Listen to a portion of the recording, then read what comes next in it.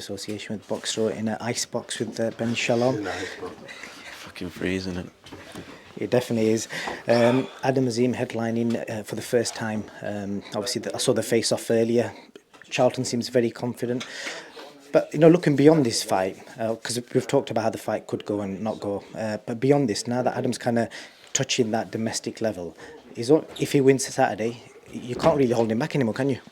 Look, he doesn't want to be held back. It's difficult because there's only a few people in boxing that actually know how good he is, because he's not done many rounds. I think if you go and watch him spar, if you speak to people in boxing, if you've seen any of his amateur fights, if you even go into the gym, you can see this guy is a freak. That's why we're so excited about him. But Ryland Charlton's a tough fight at this stage in his career. But that's what we want, and I believe he's levels and levels above this level, and hopefully we'll see that on Sunday afternoon. But yeah, this is a start of something special. It's been a long time. Signed him maybe a year ago, so to be headlining now with him is it's been a quick turn of events, and it's the start of something very special, I believe. Definitely. Obviously, Adam can't really say it, but I'm sure you're already planning his next move. Have you got any names, whether it's domestic or international, that you're thinking, 2023 we're looking for you? Not really. I think he's going to have to go down the international route. I think a lot of the domestic guys will avoid Adam Azim. They've been in the gym with him. It's hard enough to find him sparring. He's sparring, middleweights and getting the better of them. So I think he'll be going down the international route very quickly. I think he wants to win world titles very, very quickly. And that's special, and that's very rare, and that's once in a generation, and that's what we believe Adam Azim is. Obviously, this is another test. Hopefully, he can get some rounds on Sunday afternoon. It's great to see Ryland Charlton coming in so confident, so fit, so strong. He's had a long camp as well, and hopefully, it allows Adam to show how good he is. Let's see what happens Sunday.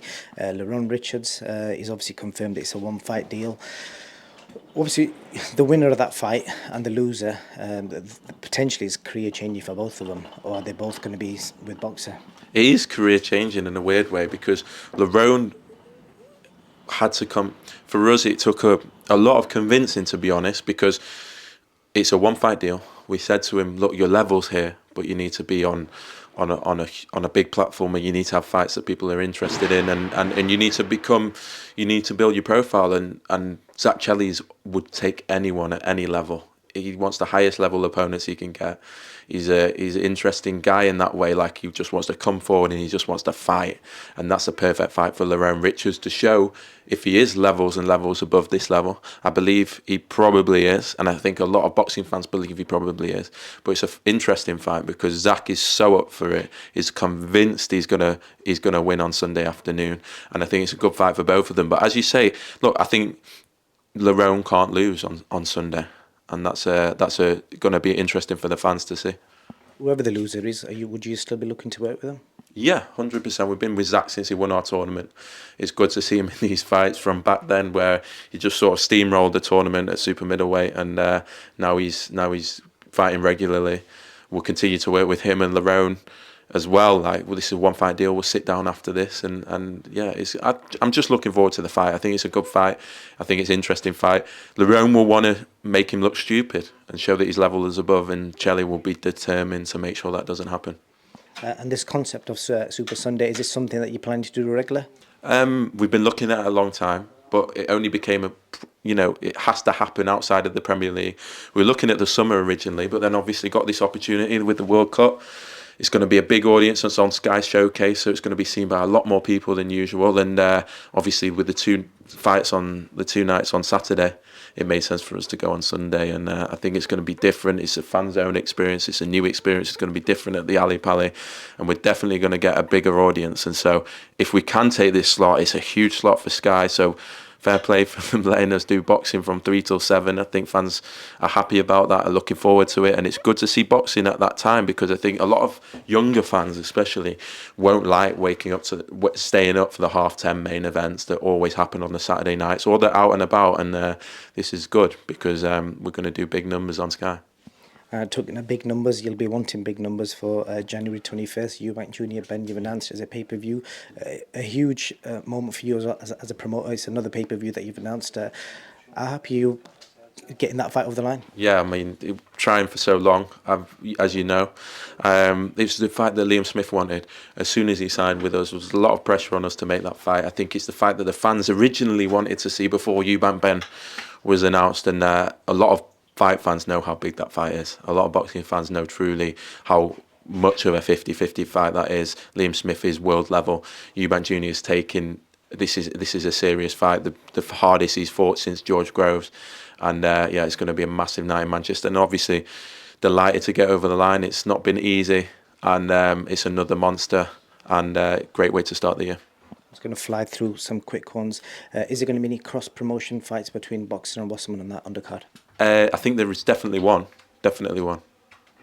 Rick Ramos, who you'll know, the manager of Jessica McCaskill, has said he's unwilling to work with you.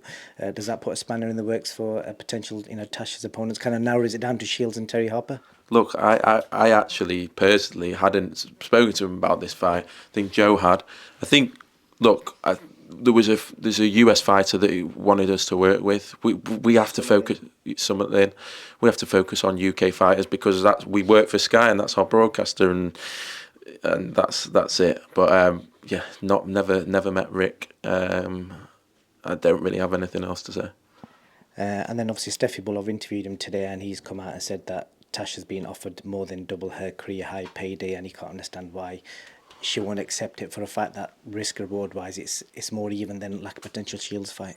You have to ask Tasha. She's got she's been doing well this year. She won 3 world titles. She makes brave decisions. She doesn't cave into pressure, which is why she signed for us in the first place. She's an intelligent woman, and she makes her own decisions, and she's not going to be pressured into things by other people. And I mean, she only fought 2 weeks ago. She's not going to fight till March. So yeah, she'll make her own decision. Last question, I spoke to Eddie Hearn yesterday about this Lawrence Okoli situation, and he was adamant, saying that he has got a fight left in his contract, and if Ben Shalom thinks that he hasn't, sign him. Look, it's not just me. His lawyers are warranting that he's out of contract, and not to a lot of promoters. So, look, Lawrence is a world champion. He's going to have options. I don't like to see it. It's not nice. I hope they sort it out, and I hope that they do that soon, so both parties can move on. But as I say, look, we can only repeat what we're told and what's warranted to us, and that's it. And I appreciate your time. Thank you, and good luck Sunday. Cheers, mate. Thank you.